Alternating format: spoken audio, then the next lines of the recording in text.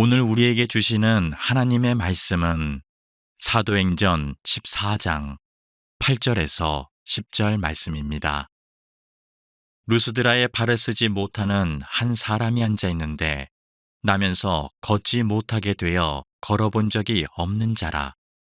바울이 말하는 것을 듣거늘 바울이 주목하여 구원받을 만한 믿음이 그에게 있는 것을 보고 큰 소리로 이르되 내 발로 바로 일어서라 하니 그 사람이 일어나 걷는지라.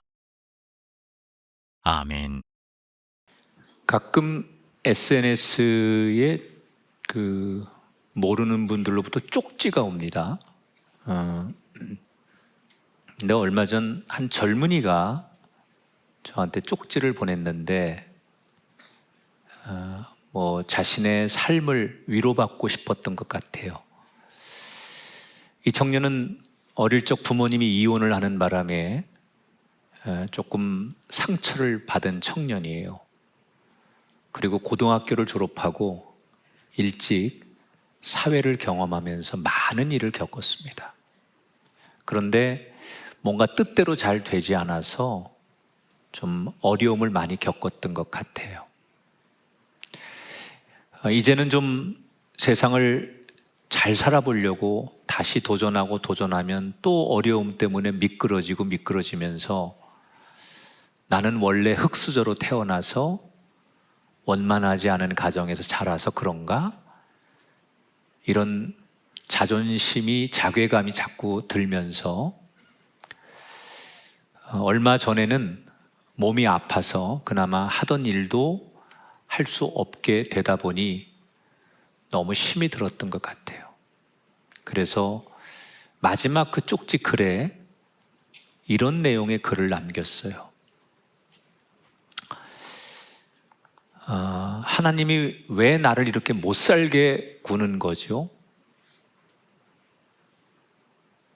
정말 인생 가지고 이렇게 장난칠 바에는 나는 더 이상 살고 싶은 생각이 없습니다. 조금은 섬뜩한 그런 마지막 글귀를 보면서 저 청년이 얼마나 힘들면 저런 표현까지 했을까? 마치 옛날에 저를 보는 것 같아서 그 청년을 위로하고 싶었어요.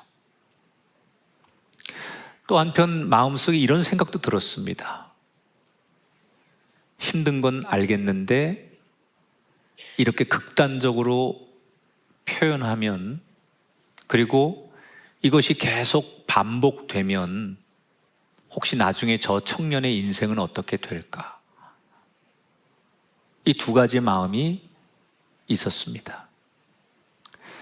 사실 저나 여러분이 인생을 살면서 어려움을 만나지 않은 사람은 한 사람도 없습니다. 다 우리 모든 어려움을 만나죠. 그런데 그 어려움을 만나서 어떻게 대처를 하느냐가 전혀 다른 인생을 만듭니다.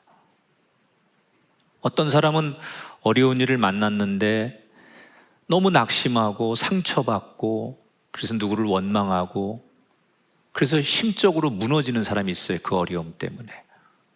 근데 어떤 사람은 너무 속상하고 힘들지만 무너지지 않으려고 그 어려운 가운데도 오늘도 버티는 사람이 있어요. 물론 우리가 어떻게 할지는 각자의 선택입니다. 하지만 결론을 말하면 그게 공부든 사업이든 사람의 관계든 어려움에 무너지지 않아야 돼요. 어렵다고 해서 나를 놔버리고 삶이 무너지면 지는 것이요. 버텨야 돼요. 신앙생활도요, 흔들릴 때가 있어요. 아무리 내가 예배 열심히 하고 하나님을 사모해도 내 믿음이 회의가 될 때가 있어요.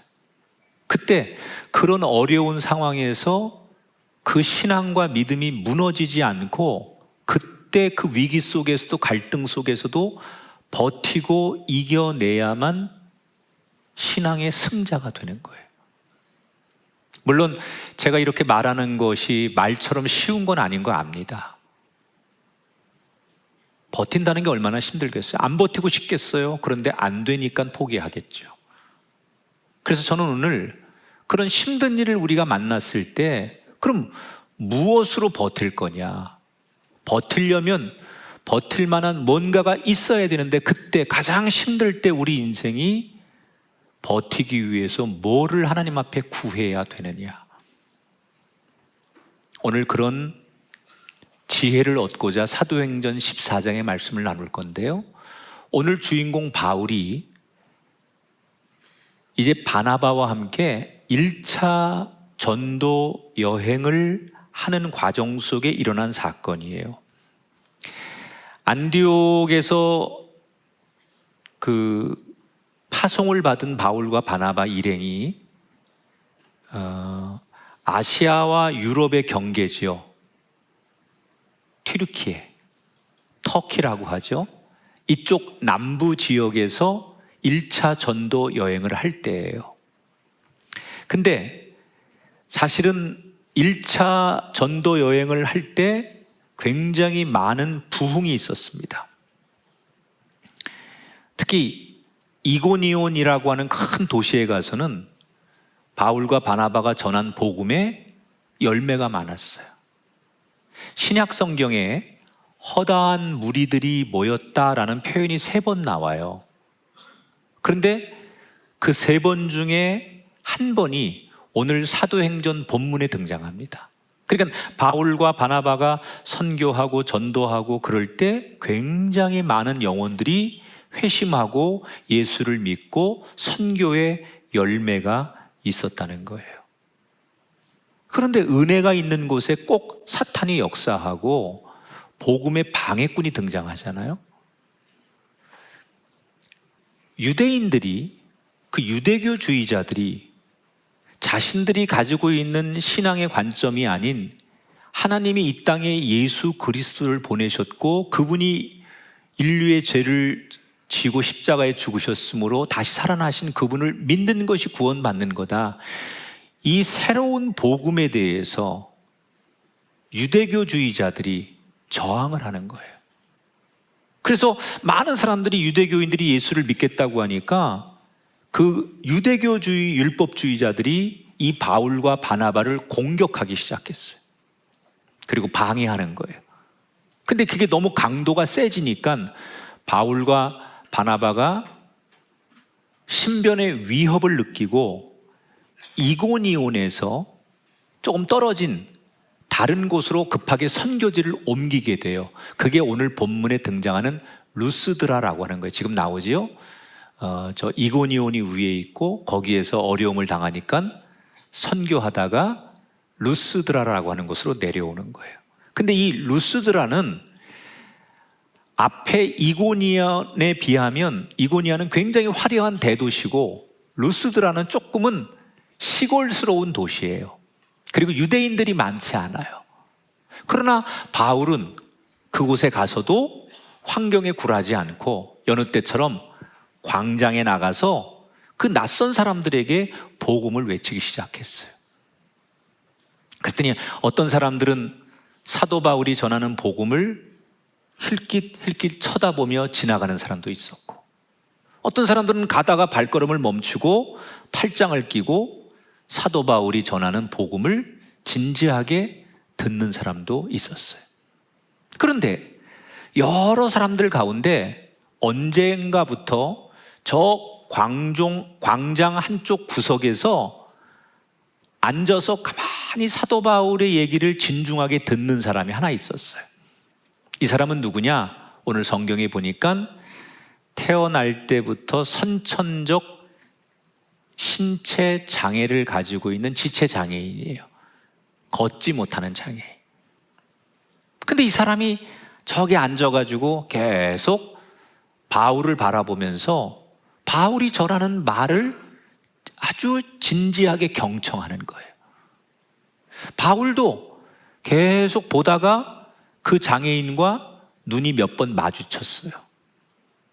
그런데 갑자기 바울이 얼마의 시간이 지난 다음에 다시 시선이 마주친 그 장애인에게 예수 그리스도의 이름으로 명하노니 일어나 걸어라, 이렇게 선포를 합니다. 이때 태어날 때부터 걷지 못하던 이 장애인이 그 바울이 전한 이야기를 선포를 듣자마자 몸을 비틀면서 힘없는 그 다리로 일어서려고 하는 거예요. 그런데 정말 놀라운 일이 일어납니다. 이 다리를 움직이는데 다리가 움직여지고 빼짝 마른 이 다리를 가지고 서려고 하니까 어설프게 서지는 거예요. 그리고는 이 사람이 한 걸음 한 걸음 걷는데 태어날 때부터 걷지 못하던 이 사람이 걷게 되기 시작합니다. 여러분, 동네 사람들이 다 알지 않겠습니까? 태어날 때부터 장애인이었어요. 누구도 이 사람을 고치지 못했어요. 그런데 사도 바울이 전한 복음의 선포로 이 사람이 고쳐지는 일이 일어난 거예요. 그 지역 사람들이 너무 놀라운 광경을 목격하고 자기들끼리 수군거리고 서로를 바라보면서 너무 놀라하는 거예요. 그러더니 잠시 뒤에 상상을 뛰어넘는 일을 이들이 벌입니다. 갑자기 이 지역 사람들이 어디론가 막 뛰어가더니 누구는 소를 끌고 오고 누구는 꽃을 꺾어 갖고 옵니다.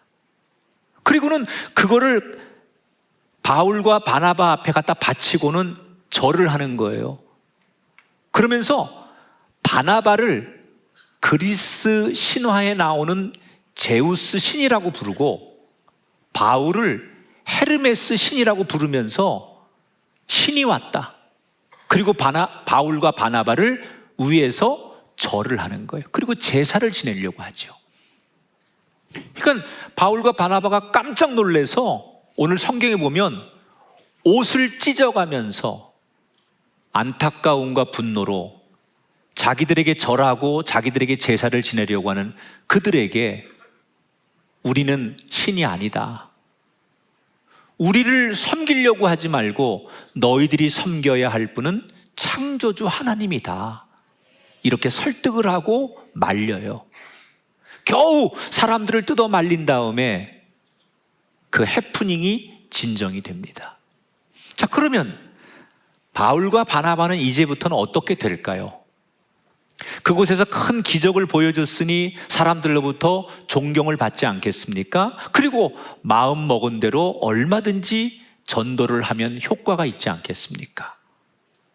그렇게 될 줄 알았는데 상황은 그렇지 못했어요. 그렇게 될 수 있는 상황이 막 전개됐는데 갑자기 아까 이고니온이라고 하는 곳에서 대도시에서 복음의 열매가 많이 맺혔는데 거기에서 반대 세력들 때문에 위협을 느끼고 지금 이 루스드라라고 하는 곳으로 왔다고 했잖아요. 그런데 그 이고니온에서 바울과 바나바를 반대하던 극렬주의 유대교 사람들이 이 바울과 바나바가 있는 루스드라까지 쫓아온 거예요. 그리고 지역 사람들에게 뭐라고 얘기하느냐? 여러분, 저 바울과 바나바는 거짓말장이고 사기꾼입니다. 저놈들 우리 지역에서도 사기치다가 발각이 돼서 도망갔는데 속으면 안 됩니다. 그리고 선동을 합니다. 저놈들이 병자를 고치고 기적을 보여주는 거 다 짜고 하는 겁니다. 저놈들 저거 다 욕심이 있어서 하는 거니 절대 속지 마십시오. 그리고 극렬 유대교주의자들이 선동을 하기 시작합니다. 이때 아까 분명히 자기들이 알고 있는 선천적 장애인이 고침을 받는 걸 보고 스스로 하나님의 살아계심을 경험한 이 사람들이 결국 군중심리에 하나 둘씩 그들이 말하는 의견에 동조를 하면서 삽시간에 그들은 바울과 바나바를 죽일 듯하게 달려들어요.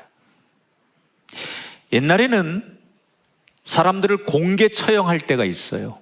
근데 대부분 군중들이 어떤 죄 많은 사람을 분노에 의해서 공개 처형을 할 때 많이 쓰던 방법이 돌로 처형을 하는 거예요.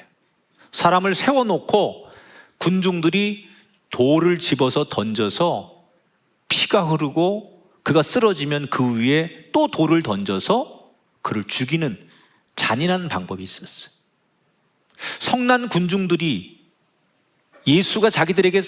바울이 자기들에게 사기를 쳤다고 생각하고 자기들이 보고도 믿지 않으려고 하면서 바울을 돌로 군중들이 치기 시작합니다. 얼마나 많은 돌을 맞았는지 바울이 피를 흘리며 쓰러지고 그 위에 또다시 돌을 던지니까 조금도 움직이지 않고 숨도 쉬지 않아요. 사람들은 죽었다고 생각하고 그 시신을 여기 둘 수 없으니 성 밖으로 그 바울의 시신을 갖다가 버립니다. 그들이 떠난 다음에 바나바와 그 바울의 몇몇 제자들이 죽은 바울의 시신을 둘러쌉니다. 그리고 탄식하고 눈물을 흘리며 흐느끼는 거예요. 그런데 그때 놀라운 일이 일어납니다. 숨도 쉬지 않고 죽은 줄 알았던 바울이 숨을 쉬고 눈을 뜨고 살아나는 거예요. 그러니까 성경은 정확하게 죽었다가 살아난 건지 그가 너무 고문과 매를 많이 맞아서 생명은 있는데 죽은 거라고 착각한 건지 나오진 않지만 모두가 죽었다라고 생각해서 버려진 그 바울이 다시 살아납니다. 저는 이 대목에서 특히 제 마음속에 묵상을 하면서 찾아온 한 단어가 있었습니다. 그게 뭐냐면 이 바나바와 바울의 제자들이 바울의 죽은 시신이라고 생각하는 그곳을 둘러쌌다. 우리 말로는 애워싼다고 하잖아요. 여러분, 기독교인에게는 애워쌈의 기도가 필요해요. 가정에서 자녀가 어떤 문제가 있고 가족들이 무슨 어떤 육신적인 질병이나 여러 가지 어려움이 오면 가족이 똘똘 뭉쳐서 그 기도의 문제를 가지고 애워싸는 거예요. 교회 공동체라는 게 어떤 성도가 어려움이 있고 가정에 어려움이 있으면 집사님, 우리 셀에서 기도해 줄게요. 우리 교구에서 기도할게요. 우리 성가대에서 기도할게요. 우리가 기도할게요. 그래서 그 문제를, 아픔을 당하는 사람을 애워싸 놓고 함께 예수의 이름으로 기도하고 하나님 앞에 중보할 때 죽은 줄 알았던 바울이 살아나는 것처럼 그 사람의 인생에 가장 고통스럽고 힘든 상황에서 애워싸움의 기도가 있을 때 살아나고 회복되는 역사를 경험하게 될 줄 믿습니다. 자, 이제 바울이 죽다가 살아난 거예요. 그러면 이제부터는 어떻게 해야 될까요? 상식적으로라면 그 몸을 좀 안전한 곳에 가서 쉬어야 되고 회복해야 되는 게 맞죠. 죽다 살아난 사람이 그 몸을 가지고 뭘 하겠습니까? 빨리 좀 안전한 곳으로 가서 그 몸을 회복하는 게 제일 급선무예요. 그런데 바울이 오늘 20절에 보니까 뭘 하는지 보세요. 바울이 일어나자마자 다시 그 성으로 들어갔더라. 피투성이가 되고 온몸이 성한 데가 없고 서 있을 수도 없는 그 몸을 가지고 정신이 돌아오자마자 어디로 간다고요? 자기를 돌로 쳐 죽이려고 했던 루스드라 그 사람들에게 다시 들어갔다. 그리고 그들에게 여러분, 하나님은 살아계십니다. 다시 복음을 전해요. 자, 이 성경의 이 이야기를 잠시 멈추고 오늘 성경에 등장하는 바울의 모습을 여러분은 바울이 참 대단한 사람이구나, 그렇게 했대, 이렇게 여러분은 받아들이실 수 있습니까? 저는 이해가 안 되는 거예요. 일반적인 사람이라면 이런 정도의 사건과 충격을 받으면 당연히 트라우마가 생깁니다. 그래서 죽다가 살아났기 때문에 지금 당장 뭐 전도를 한다든지, 어떻게 전도를 합니까? 내가 전도하다가 죽을 뻔했는데 트라우마 때문에 복음 전하는 걸 못하는 거예요. 그 루스드라라고 하는 도시로 어떻게 다시 들어갑니까? 자기가 끔찍한 경험을 했기 때문에 곧바로 다시 거길 들어가거나 다시 복음을 전한다는 건 일반적으로 할 수가 없는 일이에요. 그런데 바울은 전혀 트라우마가 없는 사람처럼 조금도 굴하지 않고 그 끔찍한 그 자리로 다시 도전에 들어갔어요. 무너지지 않고 굴하지 않는 이 사도 바울의 모습, 그 원동력은 과연 무엇이냐? 그 힌트가 오늘 본문 14장 9절에 등장합니다. 바울이 주목하여 구원받을 만한 믿음이 그에게 있는 것을 보았다. 자, 루스드라 광장에서 앉아 있었던 장애인을 볼 때 바울은 어떤 시선으로 그 장애인을 봤느냐? 저 사람이 구원받을 만한 믿음이 있는 사람인가? 저 사람이 정말 구원을 갈망하고 있는가? 바울은 그 장애인을 보면서 복음을 전하면서 관심사는 오직 하나밖에 없었어요. 그가 구원받을 믿음이 있는 사람인가? 바울은 어디를 가서 뭘 하든 간에 목적이 늘 분명했던 사람이에요. 무슨 목적? 내가 어디를 가든 누구를 만나든 뭘 하든 간에 내 인생의 가장 중요한 목적은 한 영혼 한 영혼이 구원받도록 해야 되겠다. 그러니까 사도 바울의 인생을 한마디로 말하면 왜 그가 무너지지 않느냐? 목적의식이 강했기 때문이다. 그래서 때로는 온갖 비난과 음해와 육체적인 고통이 있어도 거기에 굴하지 않고 무릎 꿇지 않고 그 끔찍한 트라우마를 겪으면서도 끝까지 다시 일어나서 전도하고 복음을 위해 걸어갈 수 있었던 그 힘은 어디서 나오느냐? 그의 삶의 목적의식이 뚜렷했기 때문이다. 인간이 언제 제일 힘들어요? 내가 예상하지 못한 불행을 만났을 때, 또 내가 실수한 게 아니라 남에 의해서 내 인생에 어려움을 당할 때, 그때 인간이 제일 많이 무너집니다. 그런데 그런 최악의 상황에서도 인간이 무너지지 않게 하려면 뭐가 필요하느냐? 오늘 바울이 보여준 뚜렷한 목적의식이 그 사람한테 있어야 된다는 거예요. 우리 주변에 잘 되는 기업들을 보면 여러 가지 비결이 있습니다. 예를 들면 남들과 다른 차별화, 나만의 비법이 있는 사람도 성공하고요. 변화되는 세상에 잘 적응하는 개방성이 있는 회사도 성공을 하고요. 늘 발전하고 흐름에 뒤처지지 않으려고 하는 혁신성을 가진 회사도 성공하고요. 또 어떤 사람과 약속과 계약을 철저하게 지키는 신뢰성을 가지고도 성공하고, 또 어떤 사람들은 정직성을 가지고 성공하는 기업도 있어요. 그런데 언젠가부터 이 경영 분야에서 정말 주목하기 시작한 게 있는데, 그게 뭐냐? 우리가 무엇을 지향하고 있느냐? 다시 말하면 목적의식이 우리에게 있느냐? 우리 교회는 지난 32년 동안 한 가지의 목적을 가지고 달려왔어요. 삶에 희망을 주는 교회. 사실 모든 구성원들이 이 목적을 향해서 지향하면 교회는 무너지지 않아요.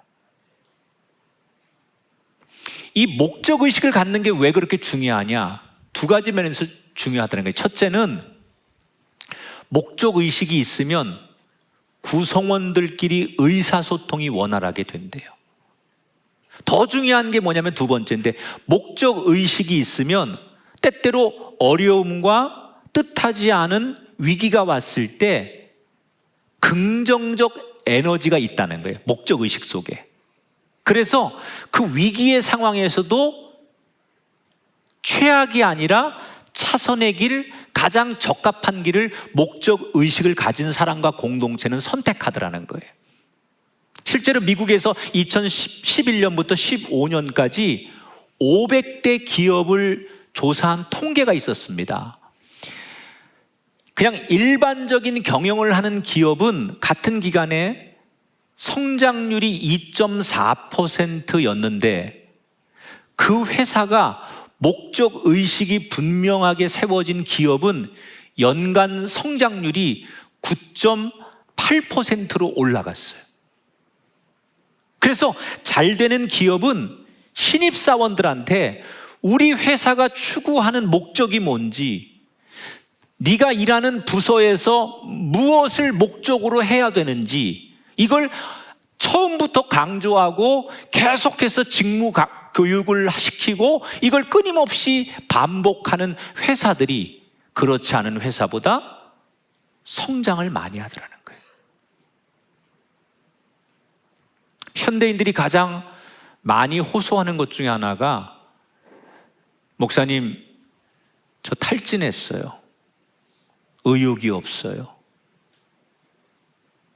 이게 이제 번아웃이거든요. 번아웃은 여러 개로 나타나요. 육체적으로 움직이기 싫고 뭐 아무것도 하고 싶지 않으면 육체적 번아웃이 온 거죠. 어느 날 마음속에 어떤 감정도 품고 싶지 않고 마음에 어떤 생각도 하고 싶지 않으면 그거는 생각과 감정의 번아웃이 온 거고요. 예배 드리는 것도 귀찮고 기도하고 뭐 말씀 보는 것 자체도 하고 싶지 않은 무력감이 왔다면 그건 영적인 번아웃이에요. 번아웃이라는 게요, 어느 순간 나한테 에너지가 소진되어서 그 에너지가 바닥나게 되면 사람이 아웃되는 거죠. 방전되는 거죠. 그게 번아웃이에요. 이때 이 현대인들이 이 번아웃을 이겨내려면 뭐가 필요하냐? 많은 방법이 있지만 가장 중요한 것 중에 하나가 목적의식을 다시 일깨우라는 거예요. 내가 왜 이 일을 해야 되지? 내가 왜 이 회의에 참석을 해야 되지? 이런 삶의 목적을 다시 세울 때, 물론 이것만 가지고 번아웃이 완벽하게 해결되는 건 아닙니다. 하지만 목적의식을 다시 세우게 되면 감정에 잃어버린 방향이 정립되면서 그 번아웃에 내가 저항을 하고 극복할 수 있는 마중물의 힘이 생겨서 무기력하게 아웃되는 인생이 아니라 다시 뭔가 그 마지막 생명줄처럼 이 번아웃에 저항하려고 하는 힘이 생겨나서 이겨내더라는 거예요. 그러니까 우리가 육체적으로나 이 정신적으로나 영적으로 무너질 것 같으면 그때 제일 먼저 우리가 어디로 가야 되느냐? 목적의식을 점검하고 나를 다시 세우라는 거예요. 신앙도 저는 똑같다고 생각해요. 목사도 번아웃이 옵니다. 어떤 목사님이 주일날 너무 교회 가기가 싫어서 자기 엄마한테, 엄마 나 진짜 교회 오늘 가기 싫다 그랬더니, 얘야 네가 담임 목사잖아 그러더래요. 여러분, 예수 믿는 우리들에게도 신앙생활 하다 보면 회의가 오고요, 의미부여가 안 될 때가 있어요. 그때 그 사람이 무기력에서 벗어나려면 거룩한 목적의식을 세워야 된다는 거예요. 거룩한 목적의식. 내 인생, 우리 가정, 일터, 내 직업을 통해서 하나님을 어떻게 높이고 하나님을 어떻게 전할까? 이런 목적 의식이 분명한 신앙인은 신앙생활을 똑같이 하면서도 어느 순간 위기가 오는 것 같지만 그 신앙에서 무너지지 않더라는 거예요. 그걸 저항하니까 그 사람은 그 신앙의 고비를 넘기면 결국 해같이 빛나는 인생이 되더라.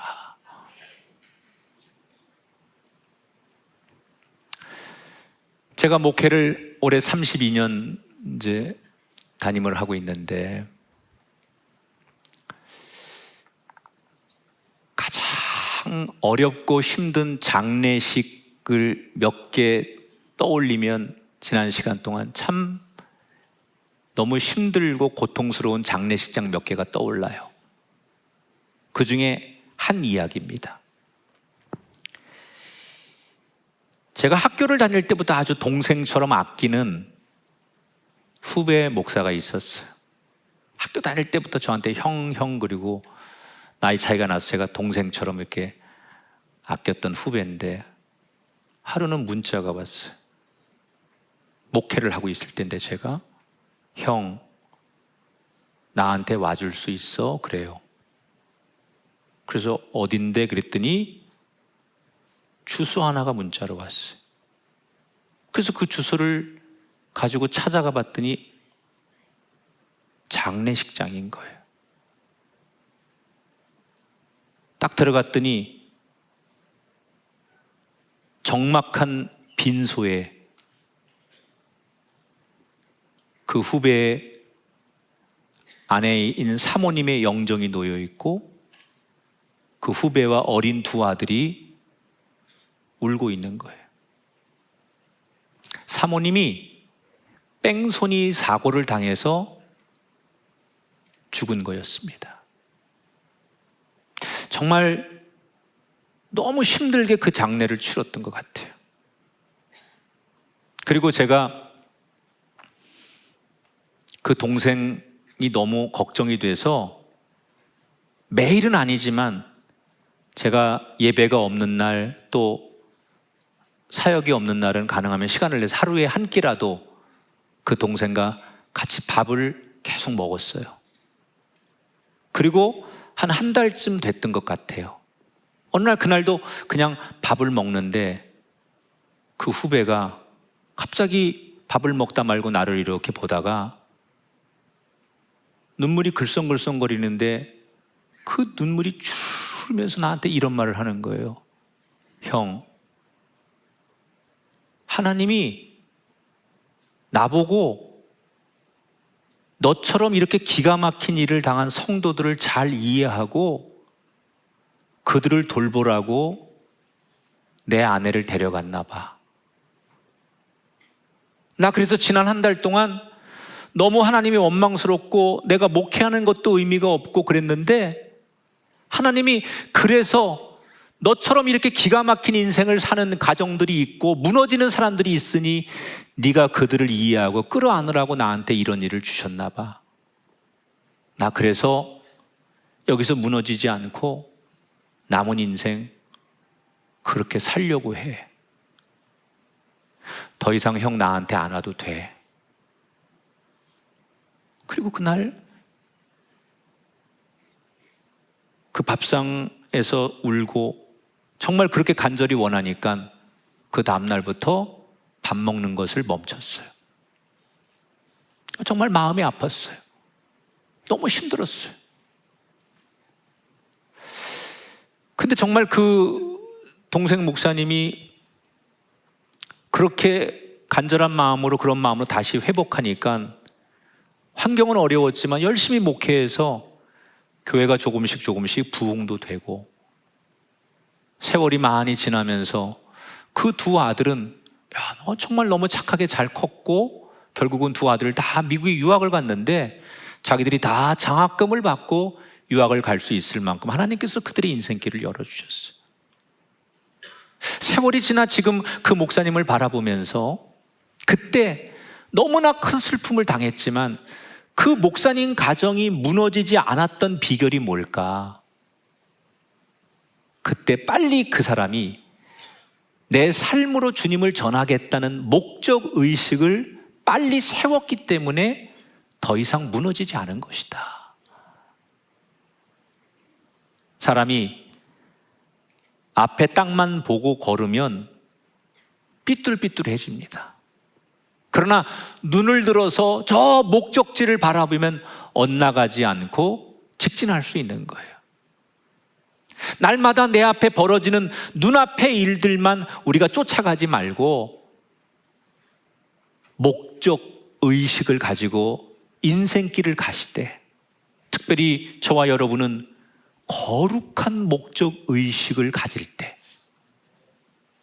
혹 우리가 뜻하지 않은 어려움이 와도 아프기는 하지만 우리 인생이 무너지지 않고 언젠가 빛나는 인생으로 다시 세워지게 될 줄 믿습니다. 그래서 정말 예수 믿는 사람들에게는 이 거룩한 목적이 있느냐 없느냐가 중요하다는 거예요.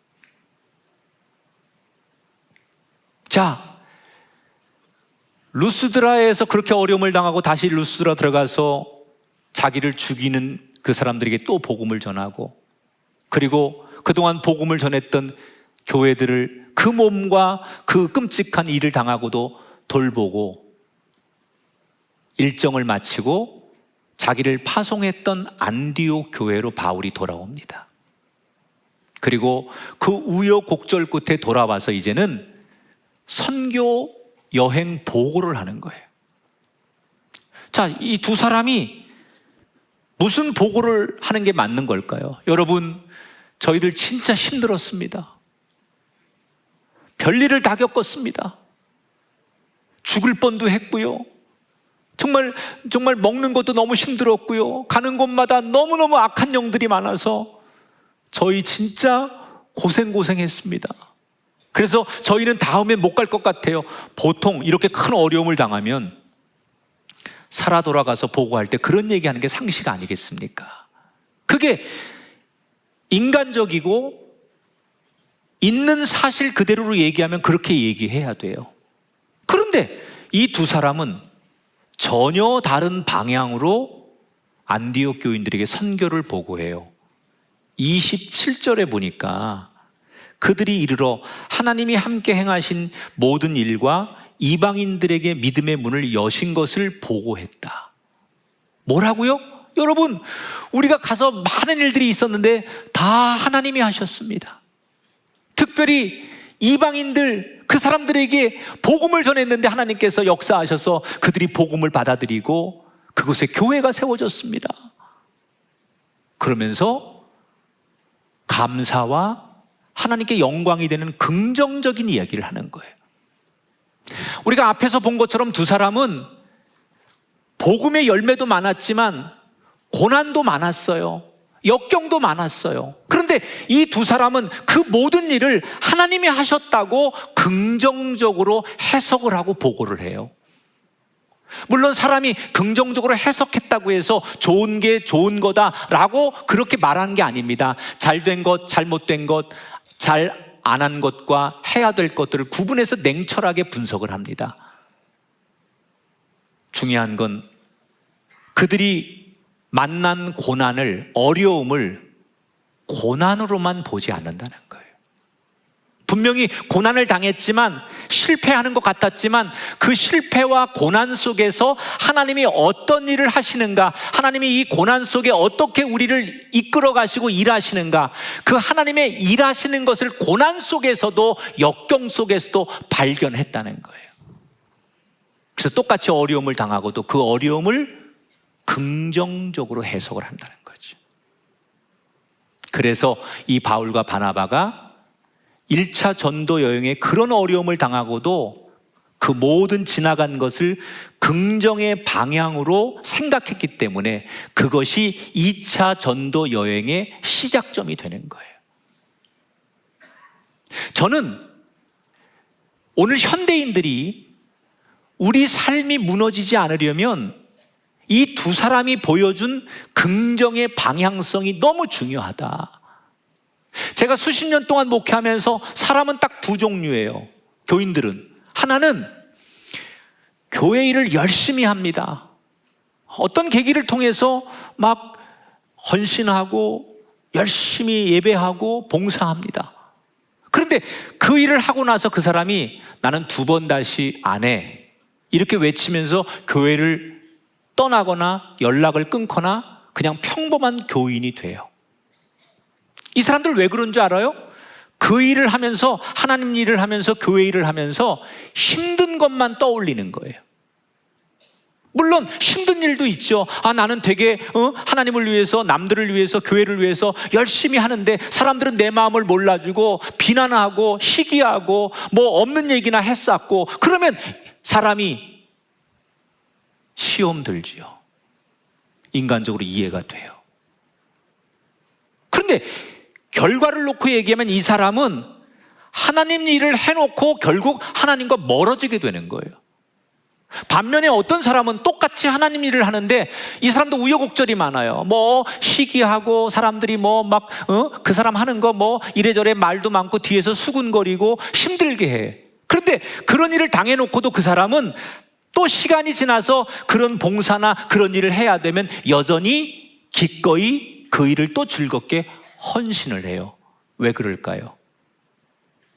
이 사람이 하나님의 교회 일을 하면서 여러 가지 희노애락의 상황에서 형통하고 잘 될 때만 하나님을 만나는 게 아니라 아플 때, 고난당할 때, 힘들 때, 그때 계신 하나님을 만나는 거예요. 우리가 인생을 대하는 태도도 똑같아요. 내 상황이 어렵다, 지금. 난 너무 힘들다. 그 사람들은 가만히 생각해 보세요. 내가 환경이 여러분을 어렵게 하는 게 아니라 그 상황과 환경을 그렇게 바라보는 여러분 때문에 여러분의 인생이 어려운 거 아닙니까? 정말 환경이 어려워서 내 인생이 어려운 게 아니라 내가 만난 환경을 굳이 내가 그렇게 해석하고 그렇게 보기 때문에 내 인생이 더 힘든 거예요. 내가 힘들지만 내 상황을 그렇게 해석하지 않고 그렇게 바라보지 않으면 어려움을 만나지만 어렵지 않은 거예요. 여러분, 하나님의 손에는요, 형통의 조각도 있고 고난과 실패의 조각도 있어요. 그런데 한 인생을 모자이크 할 때는 형통과 축복이라는 조각만 가지고 모자이크를 하지 않아요. 고난도, 실패도, 환난도, 그 인생의 모자이크를 완성할 때 양손에 있는 게 다 필요한 거예요. 그러니까 우리는 이 바울과 바나바가 말했던 것처럼 우리에게 말할 수 없는 많은 어려운 일들이 있었고 지금도 그 어려움은 연속되고 있지만, 그러나 이 어려움 속에, 고난 속에, 실패 속에서도 일하고 계신 하나님을 본다면, 잘 될 때만 살아계신 하나님이 아니라 내가 어려움과 말할 수 없는 고난 속에도 역시 일하시는 하나님을 내가 볼 수 있다면, 우리는 힘들 때도 잘 될 때도 다 모두가 하나님의 은혜라고 선포하는 사람이 된다는 거죠. 그래야 그 신앙이 무너지지 않는 거예요. 제가 이분 이야기를 소개하면서 설교를 마칠까 합니다. 사라 블레이클리라고 하는 미국의 레깅스 스타킹 양말 업체 CEO가 있습니다. 이분이 2014년도 포브스지가 세계에서 가장 파워풀한 여성으로 선정한 분이에요. 근데 이 사라는 처음부터 성공한 게 아닙니다. 어쩌면 사라의 인생은 실패의 연속이에요. 변호사 시험에 2번 떨어졌어요.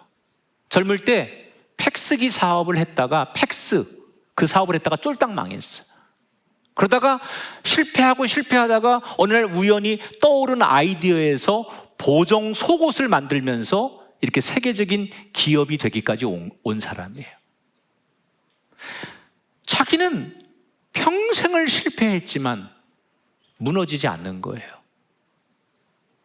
어떻게 그럴 수 있었을까? 그녀가 한 인터뷰에서 이런 말을 했어요. 자기 어릴 때 자기 아버지가 저녁 식탁에서 매일같이 물었대요. 사라야, 오늘은 무슨 실패를 했니?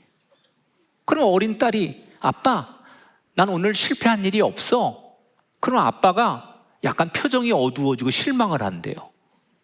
반면에 자기가, 아빠, 난 오늘 뭐가 좀 어려웠고 뭐가 잘 안 돼서 실패했어, 이렇게 말하면 아빠가 환하게 웃으면서, 잘했다, 넌 오늘도 큰 걸 배웠구나, 그러면서 박수를 치고 그때마다 사라를 칭찬했다는 거예요.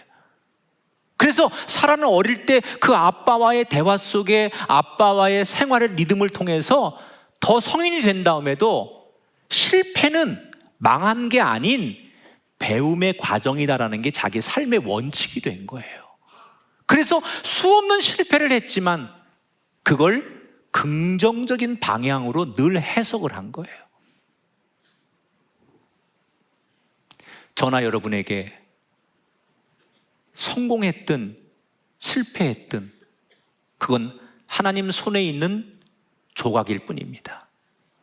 성공의 조각도 실패의 조각도 하나님이 우리 삶의 모자이크를 아름답게 만들 것입니다. 따라합시다. 그래서 모든 것이 하나님의 은혜입니다. 우리는 실패할 수 있어요. 안 될 수 있어요. 뒤처질 수 있어요. 그러나 여전히 그 실패와 뒤처진 내 삶의 자리에서 일하시는 하나님을 볼 수 있고, 그래서 그 하나님을 내가 긍정적으로 바라본다면 내가 만난 어려움도 은혜입니다. 형통하고 여러분의 꿈을 이루는 것도 은혜입니다. 그것이 무너지지 않는 인생이에요. 잘 될 때만 나에게 하나님이 아니라 고난과 어려움 속에서 여전히 하나님임을 고백하셔서 어려움과 실패는 있을지라도 무너지는 인생은 아닌 삶을 걸어가는 우리 모두가 되기를 주님의 이름으로 축원합니다.